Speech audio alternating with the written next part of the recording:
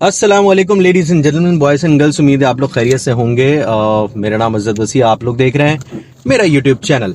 अगर आपने चैनल को सब्सक्राइब नहीं किया तो सब्सक्राइब कर दें, इस वीडियो को लाइक कर दें और कमेंट सेक्शन में बताना नहीं भूलिएगा कि आज की वीडियो आपको कैसी लगी।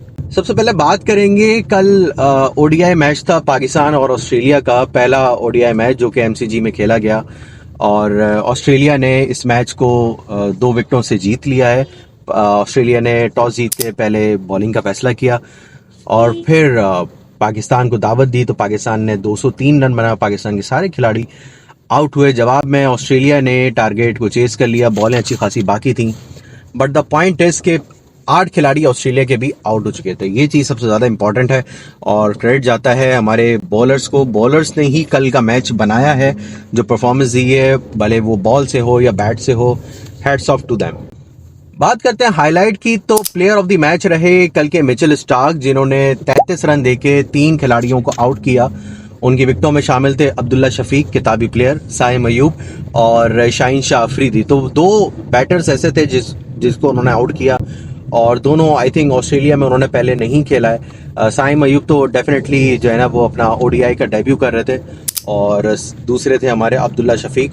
अब्दुल्ला शफीक, यार किताब जो है ना अपनी बंद कर दो, अब प्रैक्टिकल लाइफ में आ जाओ कि भाई किस तरीके से खेला जाता है, ठीक है। तो तुम जो है ना वो किताब के अंदर ही होकर रह गए हो। अब तुम्हें देखना पड़ेगा कि भाई जब ग्राउंड में मैच पड़ता है ना तो वो किस तरीके से खेला जाता है। अब बस हो गई है यार, किताब बस हो गई है। अब टेस्ट मैचेस में भी तुमने जो है ना वो 1 आध सेंचुरी मारी और उसके बाद बस खत्म हो गया। तो हमें भाई ऐसे प्लेयर नहीं चाहिए, हमें प्रैक्टिकल प्लेयर चाहिए। और साइम अयूब, काफ़ी अरसा हो गया साइम अयूब को इस तरह से क्रिकेट खेलते हुए। लेग साइड पे अगर बॉल दो उनके हिप्स के साइड पे तो बाउंड्री के बाहर चली जाती है। खैर ये एमसीजी था तो शायद ना जाती, अगर आती भी इधर फील्डर ने पकड़ लेना था उधर बाउंड्री के पास ही। तो बाहर निकलती हुई बॉल थी मिचेल स्टार्क की, जिसको वो खेलने जा रहे थे और इनसाइड एज लगा और सीधा बॉल आके विकेटों में लगी। तो मसले हैं टेक्निक के। स्टार को जो बंदा खेलता था तगड़े अंदाज में, फ़खर जमान, वो भी टीम में मौजूद नहीं है। तो लेट्स सी, हो सकता है फ़खर जमान, जो बातें सुनने में आ रही हैं कि साउथ अफ्रीका टूर में फ़खर जमान को कुछ करके वापस इन कर दिया जाए। तो लेट्स सी क्या होता है। पाकिस्तान ने जो कि 203 रन बनाए, तो उसमें सबसे बड़ी एक वीकनेस ये थी जो कि हमेशा से पाकिस्तान की रही है, डॉट बॉल्स। डॉट बॉल्स आपको हॉर्न करती हैं। 160 डॉट बॉल्स पाकिस्तान ने उस इनिंग के अंदर खेली हैं और अगर आप बात करें कि इसका आधा भी अगर कन्वर्ट हो जाता सिंगल रन्स में तो 270-280 पाकिस्तान आराम से इस पिच पे बना सकता था। और अगर ये स्कोर पाकिस्तान बना जाता तो हो सकता है कि पाकिस्तान मैच जीत जाता। लेकिन बात तो हम करेंगे इफ्स एंड बट्स पे, अगर ये होता वो होता वो होता, हुआ नहीं। इंपॉर्टेंट चीज ये है हुआ नहीं, और क्यों नहीं हुआ इसका जो है ना जवाब हमें ढूंढना पड़ेगा। रिजवान अपनी कप्तानी में पहला ओडीआई उन्होंने जो है ना वो खेला है और अच्छी कप्तानी रिजवान ने की है। थोड़ी बहुत वीकनेसेस नजर आती हैं, जाहिर सी बात है आपको बॉलर से बात करनी पड़ती है। ओवरऑल 7 आउट ऑफ 10 रिजवान की कप्तानी को। तो ओपनर्स के बारे में हमने बात कर ली। रिजवान ने इटसेल्फ 44 रन की इनिंग खेली। बाबर आजम जो कि 37 रन बनाकर आउट हो गए। लेकिन जब मैं सुबह से मैच देख रहा था तो इंटेंट की जो बात थी, Babar Azam was the only batter जो सेंसिबली बैटिंग कर रहा था और उसको पता था कि यार पिच पे किस तरीके से खेलना है। सिंगल डबल भी ले रहा था, जहां पे 3 रन की जरूरत थी 3 रन भी ले रहा था। बट थोड़ा सा जो है ना वो फिटनेस के मसले मसाइल भी बाबर आजम के नजर आए। जो बाबर आजम ने एक आध कैच छोड़ा है और जिस तरह से वो ग्राउंड के अंदर भाग रहे थे, उसके बाद जो है ना वो मुंह खोल के लंबी लंबी सांसें ले रहे थे। तो फिटनेस का जो है ना मसला नसीम शाह के साथ भी नजर आया और शाहीन शाह अफरीदी का भी पेस नहीं आया, जो मैंने आपको पिछली वीडियो में भी कहा था कि इनकी फिटनेस नहीं है। बट मैच फिटनेस जो है ना वो एक तरह से नजर आ रही थी, उसकी बेसिस पे ये पाकिस्तान टीम में वापस आए। तो बात करें जी बाबर आजम की, जिस तरीके से वो बॉल को मिडिल कर रहे थे और सुबह तो 125 की स्ट्राइक रेट से वो खेल रहे थे, उसके बाद वो आके थोड़ा सा स्लो हो गए। लेकिन स्टार्ट में जब बाबर आजम 5-10 रन बना चुके थे तो मैंने जो है ना वो फेसबुक पे एक पोस्ट डाली कि अगर जैम्पा आउट नहीं करता बाबर आजम को तो बाबर आजम आज 100 स्कोर करने वाला है। क्योंकि उसकी वजह मैं आपको बता दूं कि स्पिनर्स हैं जो बाबर आजम को हॉर्न करते हैं। अगर अफगानिस्तान से मैच होता तो मैं राशिद खान कहता, क्योंकि बाबर आजम ओडीआई के जो है ना वो अभी भी बेहतरीन प्लेयर हैं। आप उनको T20 के अंदर जो है ना वो आउट कर सकते हो। आप जो है ना वो टेस्ट मैच में भी उनकी फॉर्म्स अच्छी नहीं लगी, उसमें भी आप निकाल सकते हो। लेकिन ODI is his format, is his domain. और ओडीआई में वो कल अच्छा कर सकते थे अगर वो जैम्पा को, क्योंकि आगे बॉल पड़ी थी, उनको खेलना चाहिए था और बैकफुट पे जाके उन्होंने खेला और वो बीट हुए और बोल्ड हो गए।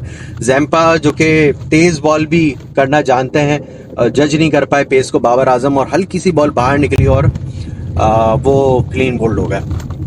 बाबर आजम को ये चीज़ देखनी पड़ेगी कि स्पिनर को बाबर आजम किस तरीके से खेलते हैं। अब हो सकता है कि भाई बाबर आजम जो है ना वो स्पिनर्स को अच्छी तरीके से जज करें और अगले मैच में जो है ना वो एबट शैबट जो है ना वो उसकी विकेट ले जाए। क्योंकि मैं देख रहा था कि बाबर आजम थोड़ा सा आउट स्विंगर्स पे भी थोड़ा सा वो जो है ना स्ट्रगल करते हुए मुझे दिखाई दे रहे थे। तो आई फेयर के हो सकता है कि वो जैम्पा को रोक भी लें, तो अगले मैच में ऐसा ना हो कि एबट शैबट उनकी विकेट निकाल लें।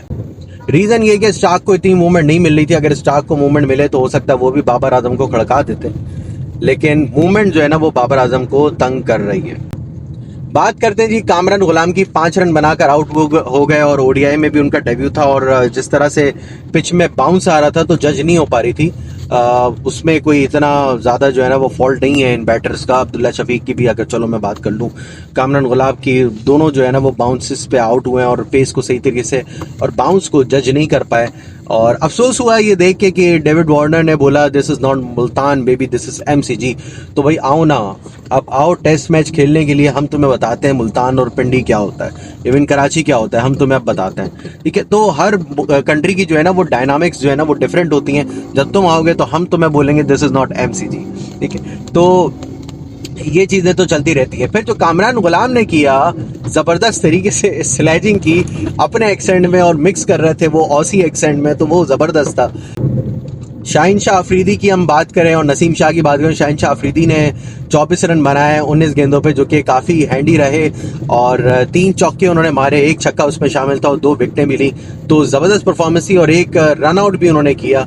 बॉलिंग की स्पीड की अगर मैं बात करूं तो 132 137 तक वो पहुंच रहे थे, लेकिन ही न्यू के किस एरिया के अंदर बॉल करानी है। अगर आपका पेस नहीं है तो आपको लाइन एंड लेंथ मैटर करती है और वो शाहीन शाह अफरीदी ने कल करके दिखाया। इरफान खान न्याजी का भी कल डेब्यू था, 1 कैच ड्रॉप किया, लेकिन बाप रे बाप क्या फील्डिंग करते हैं इरफान खान न्याजी।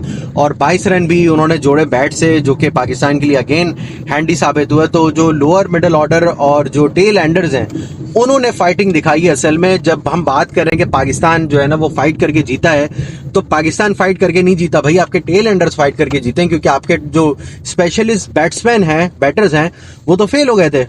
तो पाकिस्तान को अगले अगर 2 मैचेस जीतने हैं तो अपने बैटर से बात करनी होगी और एक स्ट्रेटजी बनानी होगी कि यार ऑस्ट्रेलिया के अंदर, ऑस्ट्रेलिया में किस तरह से आपने बैटिंग करनी, क्योंकि you can't always rely on tell Anders. जिस तरीके से मैं कहूँगा नसीम शाह ने बैटिंग की है, 40 रन जोड़े, 4 छक्के और 1 चौका उन्होंने मारा और 1 विकेट भी उन्होंने हासिल की। अगर नसीम शाह की ये 40 रन ना होते और शाहीन शाह अफरीदी के वो 24 रन ना होते तो पाकिस्तान शायद 160 रन भी क्रॉस ना कर पाता। तो ये चीज़ें देखनी होंगी। हारिस रऊफ बैट से रन तो नहीं जोड़ सके, लेकिन जो मैच के अंदर वो वापस लेकर आए ना वो काफ़ी इंटरेस्टिंग था।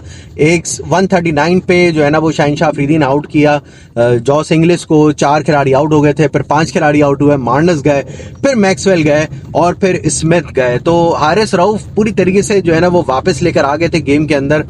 अब यहाँ पर कप्तानी थी और फील्ड सेटिंग थी और हमने देखा कि नसीम शाह इंजर्ड हो गया और फिर उनकी जगह बॉलिंग कराने का मौका मिला हसैन को, मोहम्मद हसैन, जो कि ऑस्ट्रेलिया में बिग बैच खेलते रहे हारिस रऊफ के साथ। तो अच्छी तरीके से वो जानते हैं कि किस जगह पे बॉलिंग करानी है।